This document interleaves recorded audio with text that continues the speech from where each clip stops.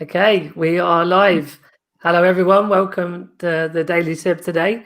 I hope you're having a good. I think it's Wednesday. They call it Hump Day, don't they? It's been a busy week so far, but a good week. So yeah, as I mentioned at the bottom with the wording there, we're going to be looking at disabled talent and more inclusion, more representation, and very particularly with the guys from Zebedee Management. So thank you both for joining me. Welcome. Thanks for having us. Yeah. I mean, who should I go to first for the sort of the backstory and the first part? Who wants to go first? Shall I go first? Yep. Zoe, over to you. Yeah, I'm Zoe Proctor, and Laura Johnson is my sister-in-law. So we had the idea of Zebedee about 3 years ago now, and our backgrounds are basically I've modelled myself for many years as a plus size model, and I also was a teacher for young people who have learning disabilities, so I was a performing arts teacher. And Laura's background is that she was a social worker, and both of our children have also done sort of modelling jobs here and there, and so really it was just Laura and I were just having a walk along the beach here in northeast Lincolnshire, and we were just having a moan about the lack of opportunities really in the industry for people who have disabilities, specifically for the people that I was teaching at the time, who had learning disabilities. So really we were just having a bit of a rant really, and we just thought, if there's no other representation agencies and people that are representing people who have disabilities, let's do it ourselves. So we did. and that we weren't it wasn't like massively planned out. It was just a real feeling that there's a serious lack of opportunities out there for people, and we were just really passionate about changing that, and hopefully we're doing it. Yeah, no, it's an amazing idea, and very often the best ideas are the ones that they come out of a need and a problem, and they're not massively thought or planned forever. They just sort of gradually build as you go. Did you want to add anything to that part, Laura? No, I mean, that was it. It was literally, it's cheesy, but we always call it like a light bulb moment. We literally, as soon as we said it, we were kind of, I can see Zoe's face. It's like, yes, I can see that we were both like, this is going to work. And then we kind of got home and told our families, and they were like, what are you on about? Like, where is this coming from? But yeah, we always said like that there's been an ongoing thing where everyone's like, so agencies will say, oh, well, clients don't want to see disabled talent. We never get any requests for disabled people. And then the clients will say, oh, well, agencies don't have any disabled talent. So how are we ever meant to book any disabled talent? So it was like an ongoing circle. And we're here to break that vicious circle. Yeah, that's a good way of putting it, actually. So you mentioned modelling very specifically, because I know I've seen things pop up over the time on LinkedIn, particularly. I see different updates and things that you're involved in, and also just generally that sort of industry updates as well. So is it fundamentally models, or has it expanded into sort of other verticals of disabled talent?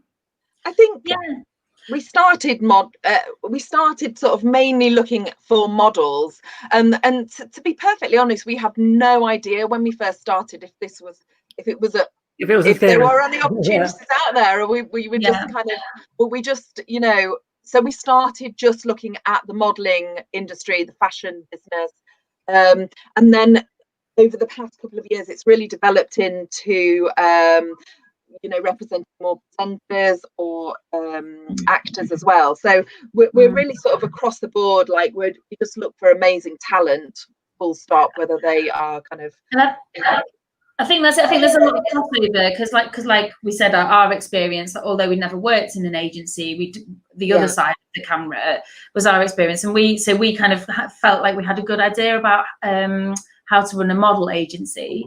But we found that there is a lot of crossover. So we find that most of our work is actually commercial work. So like TV commercials, probably around 60-70% of our work is doing TV commercials, where you need some acting ability, but you don't need to be good enough to win an Oscar. So we kind of get like this a bit of crossover where a lot of our guys are doing that. And that said, we're pushing really hard to try and get more and more fashion brands working with us. It has been a bit of more of a challenge, really. I think commercially, I think a lot of the commercial work they've been more ready to be inclusive, but the fashion's been a little bit more tricky. Would you agree, Zoe? Yeah, definitely. I think a lot of the time we're thinking, what are we doing wrong? We've got these amazing people on our books, and it's constantly knocking on doors that are still very much closed to us. And I think it's an older industry where they're not quite ready to be inclusive. I don't know. It's I mean, obviously we've had some big campaigns recently with the Gucci campaign, but that was a first, really. And we just hope the momentum keeps up with these fashion brands now that we've had some big hits, and we just want it to carry on. We don't want it to be the news story. We just want it to be the next I always say I want to get to the point where we're a go-to agency. We're not an agency that people go to because they're looking to be inclusive. Like, oh, we need to get somebody.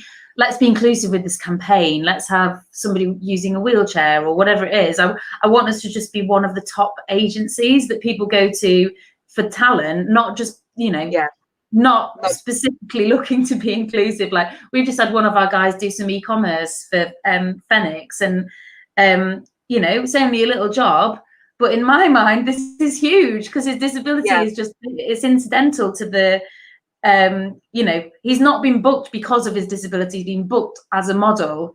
I just feel like another step forward.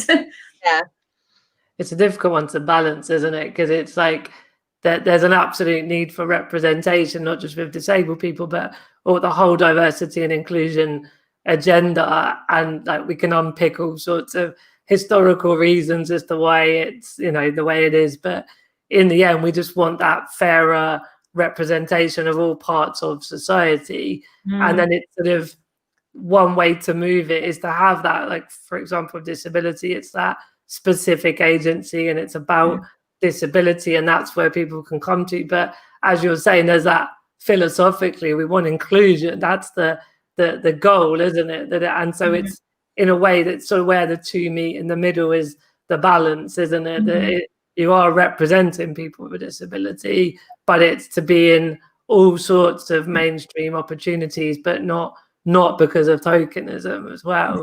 Exactly. I mean, I think we've talked about this a lot, haven't we? Like tokenism. People are like, are you not afraid of like just being tokenistic? And I know like a friend of ours who works for an agency, there's like a lot of the creative agencies are worried that they'll get, I think, is it called like Turkey of the Month or whatever it is, like, because they've been so tokenistic. But we always say, like, you know what? You're gonna have to be tokenistic to start, to start. It's gonna have to look as though it's tokenistic, because otherwise it's just exclusion. You're just not even considering people with disabilities. Somebody's got to be that first person to work with your brand or work with your agency or whatever it is. That's it. I mean, there's always going to be the first, isn't there? And it just depends. Let's just see who rebooks, and they're the ones that we're kind of sort of following up a lot more, and also the brands that are not considering people who have a disability at all, then we're questioning why that is, because really in 2020 all brands should be at least considering different people for their campaigns. I was going to, when I asked that thing about if it's modeling specifically, I mean, in a way, like, you forget disability, you get people that are famous singers but they do modeling, or models that become actors. So I can see that there's almost those, when I said verticals, it was like kind of different types of things like modeling, singing, acting. It doesn't matter that much whether one does some or one or all of them. I think what's actually quite interesting was you talk more about the types of industries. So there's the TV world or the fashion world, the advertising world, the marketing, you know, that sort of probably more where you're seeing different types of engagement. I mean, we've seen so many awareness raising kind of campaigns, and there are certain brands that have tried to sort of grasp that momentum and opportunity. I mean, could you just update everyone watching at some of the examples of industries or brands where you think they are leading the way? I mean, you touched on it a little bit, but I think it'd be good to expand a bit more on that. Well, there's some of our clients who've been brilliant, really, been inclusive, ongoing. Like one of our first clients was River Island, and they continue to work with us really closely, and they will invite our talent to cast for everything that they're doing for all campaigns that they're running. They don't just I think there are some brands work with us and they think, oh yeah, this might be a good one to have a disabled person feature. Whereas there's brands such as River Island where we're just on the list to contact to see which new faces we've got, who fits the particular campaign that they're producing or whatever it is. They'll always just come to us and just see who we've got. We know that our guys aren't going to get picked for every single job that comes in, but I think it's just important to be considered and not excluded. So River Islands are definitely one of the brands that are absolutely fantastic. I think a lot of the supermarket clothing brands now are quite on board with what we're doing. So with like Asda's, Tesco's, a lot of the mainly a lot of the supermarket brands with the clothing brands and for the commercials are really good at booking our talent. Sainsbury's have used us in every single campaign in the past couple of years. They've had to say people feature. Really good. Really good. Trying to think of other Marks and Spencer's are brilliant with children. They are very cast diversely, and we often have models booked for the children, not so much for the adults, but we're working on that. But it's like we say, everything's got to start somewhere. And from 3 years ago, when we were getting really no bookings and it was really, really difficult to make contacts, we're really busy. So we just hope that Primark and Bowden have been really, really good. Primark, adults and kids. Bowden kids, again, we're working on trying to get the adults division kind of on board with booking talent. And then throughout, like commercially, it's hard to say because we've got some really, really good links with casting directors who are booking commercials. So I guess it just depends on whichever brand comes through their door, like whatever job's coming through. They'll always invite our guys to cast, and more often than not, they'll, somebody will be selected, whether it again be for a car, a supermarket, an insurance company, like whatever it is that's coming through their door, and they will try to have that commercial looking inclusive. Yeah, no, that's really helpful to frame that. I've got a couple of comments from Gavin on Facebook saying no reason why a hand model can't be a wheelchair user or a makeup model can't have a prosthesis or a breakfast cereal and can't have autism and just be a model. So I think it was like echoing what you were saying before, and their disability isn't front and center. So very much mirroring that. We always say some of our biggest successes aren't necessarily the biggest jobs that we book, but the ones that we've made people think about casting people that they wouldn't have ordinarily thought about. We submit our talent if we think that they can do their job regardless of what disability or difference that they have. And it's exactly right. Why couldn't somebody who's in a wheelchair be a hand model or do the voiceovers or all those other amazing, we give people food for thought, I think, by offering up our talent for those jobs that they haven't specify that they really want a disabled person. I think that's it. When we first started, like, people often ask us, like, oh, so do you, like, because we put our guys forward for any job that they fit the bill for. You know, like if somebody's looking for someone to play a mum, and we'll fit all the people who fit that age range, you know, regardless of what their disability is. I mean, the thing is, if we waited for briefs to come in that said, oh, we'd like to consider a wheelchair user or any disability for this role, we'd be waiting a long time and we won't have any work. Yeah. So we basically have to, we put our guys forward for any job that they fit the bill for. And I think at the beginning, clients were kind of like, who are these people? Why are they sending us all these people with disabled suggestions? Why are they sending us these suggestions? We haven't asked for it. Yeah. And we think at the beginning, like, what are we doing wrong? Why are we not having, you know, why aren't our guys getting booked or even invited to cast? And I think eventually, after 6 months of us just constantly submitting people for all roles, people got fed up of us. Yeah, we wore them down. Yeah.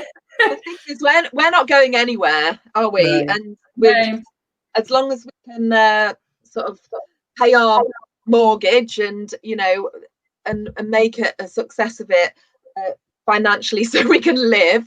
We're in this for the long haul. You know, it's so important for us. We get to know the clients that we represent so well, and we're fighting for not just them, but for a much bigger picture, much bigger picture. You know, so. Yeah, it'd be good to. I totally know what you mean. It'd be good to unpick a bit more about the business. I mean, you know, I'm sort of done various entrepreneurial ventures, and I think it's such an interesting time where, you know, there's more awareness that disabled people are also voters politically, but in the context here, like, disabled people, we are consumers. So as that message and that narrative evolves and changes, I think that's why there's hopefully more opportunity for disabled people in marketing and advertising as a particular thing. But in terms of for you, I think my point was also that there wasn't a lot of businesses associated with disability historically. It's a newer thing, and there's thankfully lots of stuff like this going on now. But like, what were some of the challenges for you when you started up, and what is the business model as well? I guess the challenge has been finding initially when we first started, because we'd never worked in an agency. We didn't have the Rolodex that somebody, you know, like a model booker would have had if, you know, if we come from an agency. So initially that was tricky. Like, we had to just pick up the phone and ring everybody and anybody that we'd ever had contact with. And we were literally ringing like Marks and Spencer's customer service and saying, please, can you put us through to whoever books your model? Like, we were just ringing everybody, every single person. And you know, that's great. It's been hard, like, making contact. It was funny, wasn't it? We were just like, how do we make this? We just need to steal somebody's address book, you know. It's been a massive learning curve, because we, you know, we don't say that we're particularly professionals and specialists in disability, and neither are we in the sort of agency world. We're kind of coming from it at a different point, but there's been a lot of door knocking and how does it work, and unraveling everything, really. We have learned everything from the beginning, from learn how to build a website, learn how to make contacts, learn how to use LinkedIn. And around not just the business side of things, but the disability side of things as well, like language, and, you know, the some of the problems that we have faced, I mean, have mainly been around access for our guys to access, you know, to actually get in. It's things that probably a lot of people wouldn't ordinarily think about, but, you know, getting in a wheelchair user getting into a casting in central London, you know, with a couple of steps, you know, is a big problem, isn't it? Like, absolutely.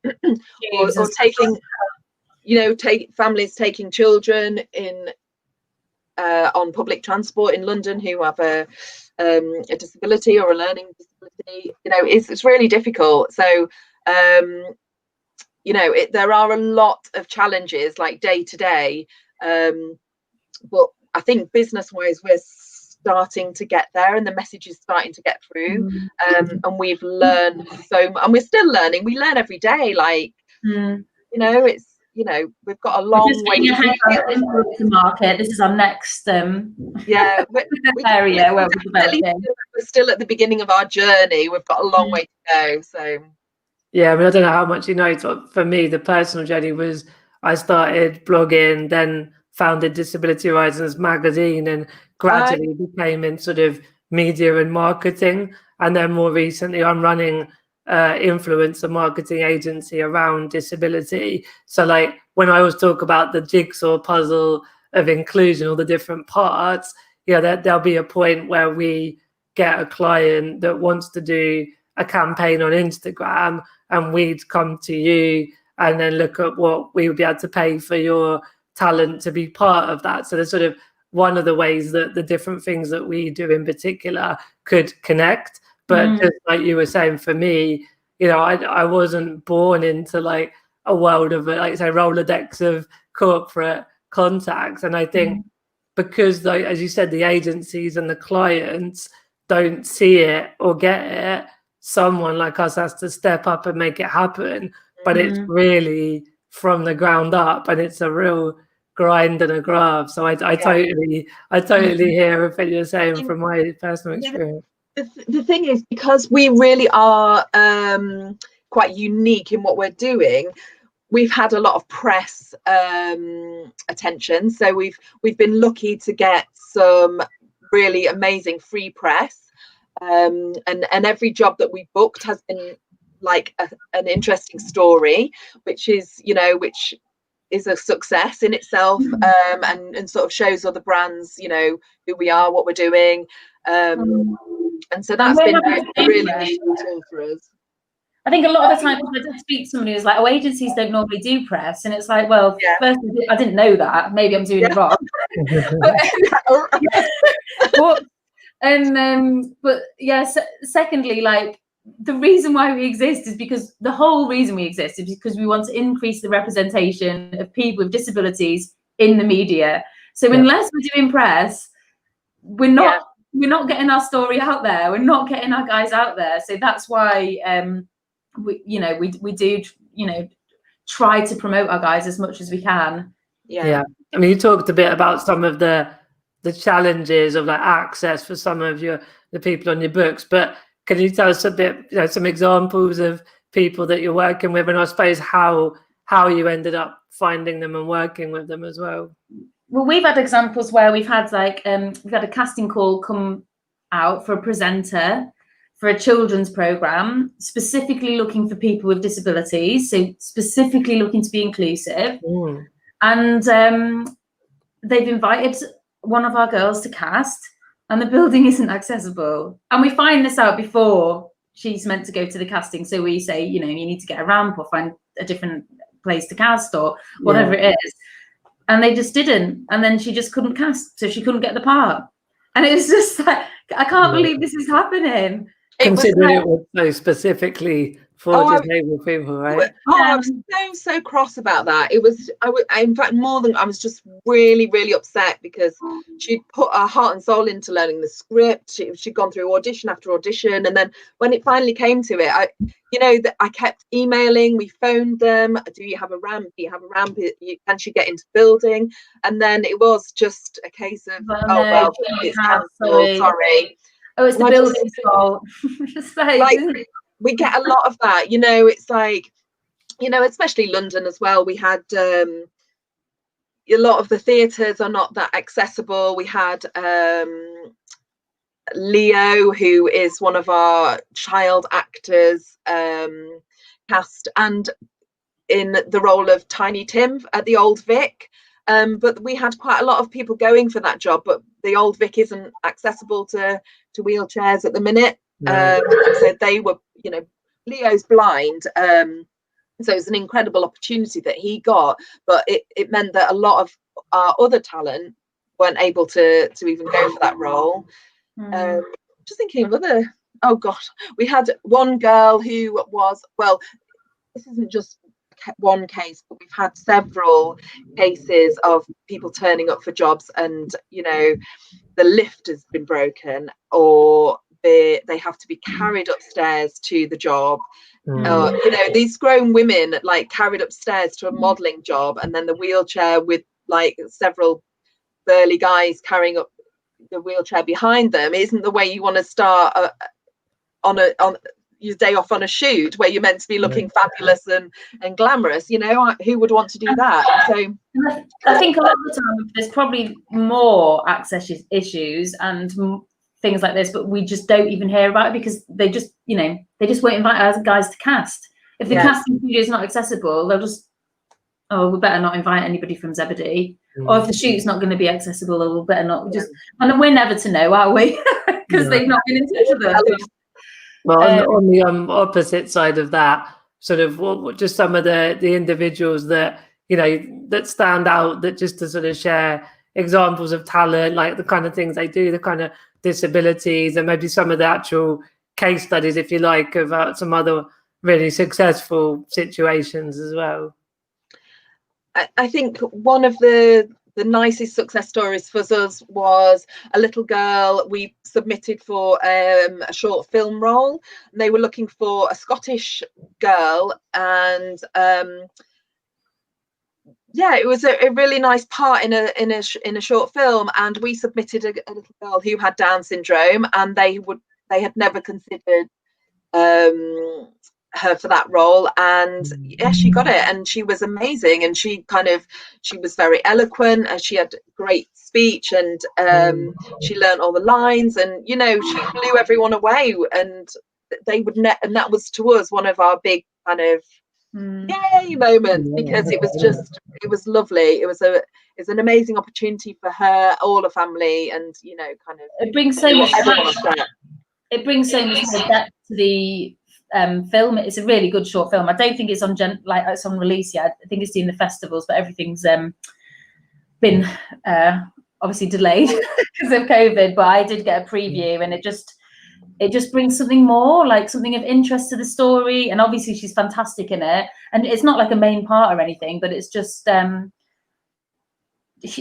just makes it a better film in my opinion. I guess we talked a lot about so when Zoe and I first launched the agency, people would often ask us like what would be your dream job, like where do you want to see your models' faces, and our answers were very different. So I was a new mum at the time, so I'd said I'd love to see a disabled model on the front of like a nappy packaging or baby wipe packaging, and Zoe said, oh no, I want Gucci, or like you know, I want a big designer brand. So our answers were completely different, and yet a couple of weeks ago, in the middle of lockdown, we achieved both of those. Right. Like two of our babies featuring on a new Pura baby wipes campaign, and Ellie, one of our models, featuring in Gucci and Vogue, Gucci Vogue collaboration. So that was brilliant. Congratulations! Yeah, that's amazing. Yeah, that was a little well done us. Yeah, and you have to have that stop, and just because it's so, I'm sure you're so busy, so much going on. We'll touch on COVID a bit more in a minute, but yeah, like when there are those successes, particularly that very specific, that kind of, when you said what would be the ideal scenario, that's amazing. That really, really well done. I think, you know, I was saying to Laura, was it yesterday, Laura? You know, sometimes you do have to stop and think about the impact of what we are doing on everyone is. And, you know, I did a shoot recently, and we were asking our models about highlights, and one of we when we first set up, we organized fashion shows and things for basically our models to get involved in, because there was obviously not many opportunities that they could get involved in. So we organize our own events, and it was just some of the feedback from those events, you know, like Nancy, who is above the knee amputee, said one of her biggest highlights was trotting down that catwalk in her swimwear, you know, in front of everyone. And, you know, when we first met Nancy, she was so timid and shy, and kind of, you know, those moments that are so empowering for people, and, you know, just giving people the opportunity to shine is kind of, it's really special. But sometimes we're so busy now that you forget those moments. That's what it's all about.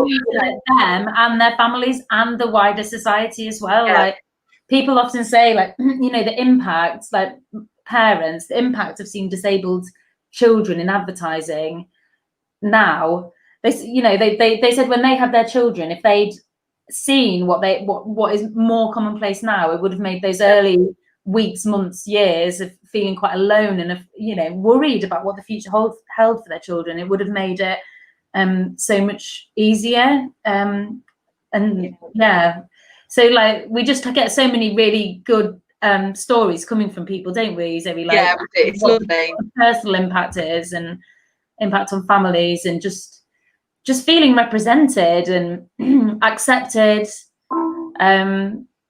I think one of the the nicest thing that we never planned, obviously, not a lot of this was planned, is happening organically, but one of the nicest things that's come out of it is the community that we've created behind the scenes.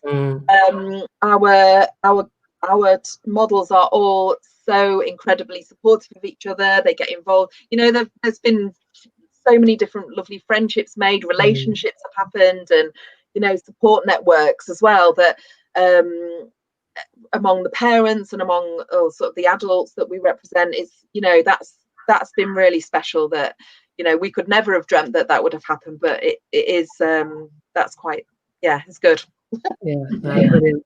Well, yeah, so we won't linger too long on the C word, the COVID word, but like how, I mean, you just touched on it a minute ago that it's obviously had an impact, but kind of briefly, what's been the main effects on, you know, you and the business and some of the gigs that were meant to happen? Well, we did. I mean, obviously, we had a lot of cancellations as it was all happening. Everything that was booked in was cancelled, and then we had like 2 or 3 months of very few opportunities for people, like a few develop your own content from home briefs coming in, but it was really quite quiet. We were kept super busy. Like we still had to continue running as an agency, but in terms of work, getting booked for the talent was few and far between. But that said, it's so busy now. I can't I can't believe that we're doing this call, because I know when we look at the emails, we're gonna have I can see my emails are going. I mean, so busy. One of the positives that has come out of this is that castings have changed. Castings now, most of them are online. So we are not having to send people into town, and so they can do everything online. And, you know, for us northerners as well, it's great. No more London trips. No more expensive train travel. You know, it does open a lot more opportunities for people nationwide. You know, I think that's really interesting, because there's a lot of, I've been doing this interview daily, weekdays for 3 months with all sorts of different guests, and there is that sort of theme, or sort of thread, really, that it has created this sort of more, certain areas have been more inclusive because being online, like, you know, if you get the job, obviously the job needs to be accessible, and that's a separate point. And I'll ask you a question about that in a minute, but like to get in and out, you know, to London for like various, there might be multiple castings sometimes, right? Like there's a lot of energy and money, and you might not get the job as well. So that's been really helpful. Everyone's just been doing their own like Skype cast or self-tape. If they're called in for a casting, it's a level playing field, isn't it? That's been one of the positives for sure. So how about, I mean, I guess there's different setups, isn't there? Whether it's a photo shoot or filming in a studio or filming on location. But I mean, how is that industry dealing with the social distancing and everything? Well, the industry's got very strict guidelines to adhere to, you know, so it's they're doing everything that they can, masks and gloves on set, minimum people working on set. Yeah. Booking family. This is very interesting, actually. So, like previously, commercials, they'd be booking a child from this family, a child from this family, two parents, and sticking them together as like a fake family. But now we're getting lots and lots of real family briefs, because obviously they don't, you know, they can just be a real family. They don't need to social distance from each other. So we're getting a lot of jobs in where real families or real housemates or real couples are getting booked. People in the bubble. Yeah, and then you know, they're just doing what they can. They're just working the same as any other business environment, maintaining social distancing, deep cleaning, whatever it needs to be done. It's all happening on set. Taking temperatures before you go on set, obviously not attending if you have any symptoms whatsoever. Just the same as any other business, really. Yeah, because we were saying the other night with my fiance that, you know, is there going to be a point where all the things on Netflix and Amazon Prime or BBC, whatever, actual shows, you know, because there's a backlog where they have to finish filming and then editing and all the post-production, but is there going to be just like a cliff where there's no new films and no new programs? But I'm like, what am I going to watch? I know, exactly, right? What am I going to do? Reruns, I suppose, but yeah, it's a horrible idea. But yeah, it sounds like it's, you know, there are ways they're finding, you know, within those guidelines to still do new things, right? I hope so. I mean, it's definitely, it's, you know, a lot of things have halted, and the, you know, like for, I suppose budgets are a lot less for shows and things, so they might be doing cheaper shows. I think we'll see an increase in sort of celebrity shows and things like that, sort of probably less expensive to make. We just had a good one there recently, so didn't we? Where so we have somebody working overseas at the moment, shooting in Barcelona. Nice. And for safety measures, so instead of sending him out, well, I don't even know, I think all the flights are cancelled, but they needed him. This shoot was going ahead, so they just booked him a private jet to get over there. So that's never happened before. That's a cool story, though, isn't it? But yeah, he's a young boy. How old? He's probably 10, 11. He's literally living his best life at the minute. His mum's messaging me going, "You would not believe it. He's on this private jet. He's messaging all his friends, you know." Brilliant. Wow. So there's been a few lovely perks for sure. It's in any business, and I think, like we said earlier, where we're trying to blaze a new trail in some ways, there are the hard days, but there are that mission side. You said about that empowerment that people feel when they're on a runway, the catwalk runway, and in a magazine, whatever it might be, is that, I guess, that at the end of the day is what makes it worthwhile as well, right? Absolutely. We go through like various feelings, don't we? So like one minute we'll be like absolutely elated and so positive and confident that the industry is changing and that it's going to happen. You know, we're on the cusp. It's called like an inclusion revolution. We're just on the cusp of it being mainstream in a way, typical. And then we get in the next day, we're like, for God's sake, like, why? Hanging our heads against them. Like, why are they not speaking to us? Why are they not? So we're just like, it's constantly between frustration and elation. No, I hear that a lot. I feel that a lot as well. So post COVID, I mean, you've alluded to bits of it, but what do you think needs to happen sort of in like 5 years away?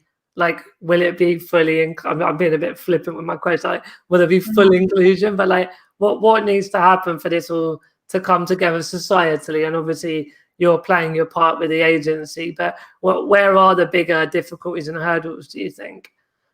Well, I think, you know, the disabled community is the largest minority in this industry, and also the quietest, I think.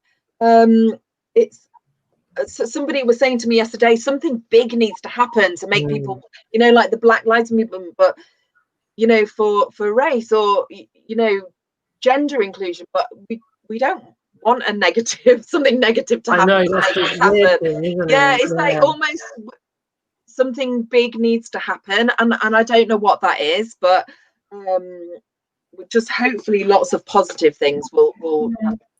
Well, we're only like a tiny little. I mean, people have said to me, well, you know, casting is only a, you know, casting disabled talent or being inclusive casting is like, it's not even important. You know, we need to look at the bigger picture. It needs to be like disabled people need to be included in at the top of, you know, as CEOs or the top of boards, or even just included more in organizations and in powerful positions. And I absolutely agree with that. But we don't have time to do that as well. Like we're just kind of concentrating on our little you know, what we do world. And, on our little world, and hopefully what we do does make a bit of a difference. But there's huge changes that need to take place, and we often talk, I mean, maybe COVID, it has helped people to think a little bit more about other people, about how life is, you know, you never know what's around the corner, how kindness is important, thinking of others, you know, the fragility of the world. And hopefully that will lead just the wider society to think a little bit more about other people and inclusion. And as Zoe talked about, the Black Lives Matter movement, hugely important. And I think perhaps, you know, as people are thinking about the oppression of Black people and how to make big societal changes in that area, that will again lead on to all other kind of I think so. You know, like when we talk about diversity, we've sort of spoken to casting directors about, well, does that even include disability? Because it's never listed, is it? It's like diversity traditionally has meant gender, race, and size. But in this industry, well, in our industry that we're in, which is, like Laura said, a very small, tiny part, very small, you know, area of what we're doing. But it's now including disability. We're kind of saying, why wouldn't that include disability? Because that why is left out of the diversity, and it still is. You know, I see posts all over the place like diversity and inclusion specialists, only talking about gender and ethnicity, and just not that disability isn't considered, and it frustrates me. Like, why is disability not being included in diversity? Somebody said to me the other day, the important word is inclusion and not diversity, because if you just look at diversity, you can think of your own little, whatever it interests you or whatever you want, you feel passionate about, that area of diversity, you can push for that, and you know, for obviously the right reasons. But if you talk about inclusion, that's different, because it's including everybody. Inclusion is like a different word. You need to include everyone. Everyone. Totally. Cool. We're getting there to the end. Is there anything else you both wanted to mention for everyone watching? Oh God, I don't know. No, I think we've covered a lot, by the way. I think we've done a good job. Thank you for having us, and thank you. It's been really good to talk. Of course, if anybody is watching and wants to talk to us anymore, or wants to find out any more, then they can just get in touch with us at Zebedee, go on our website, whatever, and find out some more. What's the URL? ZebedeeTalent.com. You can find us at.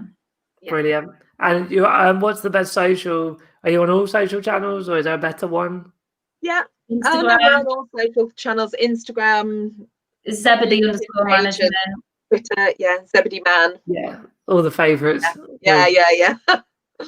And Gavin said, superb guest, doing great work. Thanks all, Gavin. Thank you, Gavin.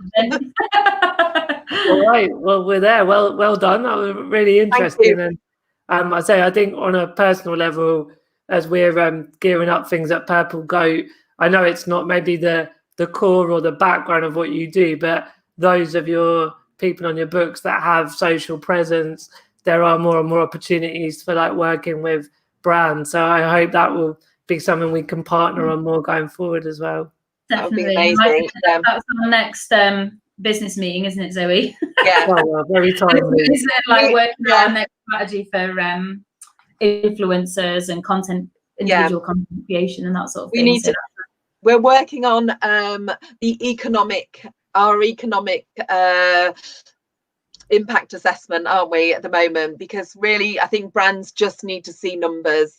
They need to make sales. They need to make money. And so we're really trying to put some hard evidence together about why they should be booking our guys. And it's hard to get those facts, those numbers and the stats. But so if you've got anything you can send over to us, let us know. Well, I mean, I know Valuable 500 have done a lot of the awareness raising. Yeah. And I mean, to be honest, the top line thing of 1.3 billion people in the world and $8 trillion spending power should be enough, really. You would think, wouldn't you? You would think, right? But I think also the more, if you're able to somehow measure the direct impact of a magazine or a campaigns. Then you could even, if you know the reach of that, you can then start to talk about average spend and lifetime value and stuff. So there are ways of bringing in the metrics, but it's an art and a science, I would say. Yeah. Good luck. Thank you. We'll need it. Yeah. We'll keep in touch anyway. Yeah, and I've to the people, I'm having people on the show all the time. So if you've got anyone that you think would be a great guest, I'd love to have them on as well. Oh, for sure. Yeah. Sounds good. Right. Have a lovely day. Thank you ever so much. Thanks a lot. Thanks everyone for watching. I'll be back tomorrow. And in the meantime, have a good day. Bye-bye.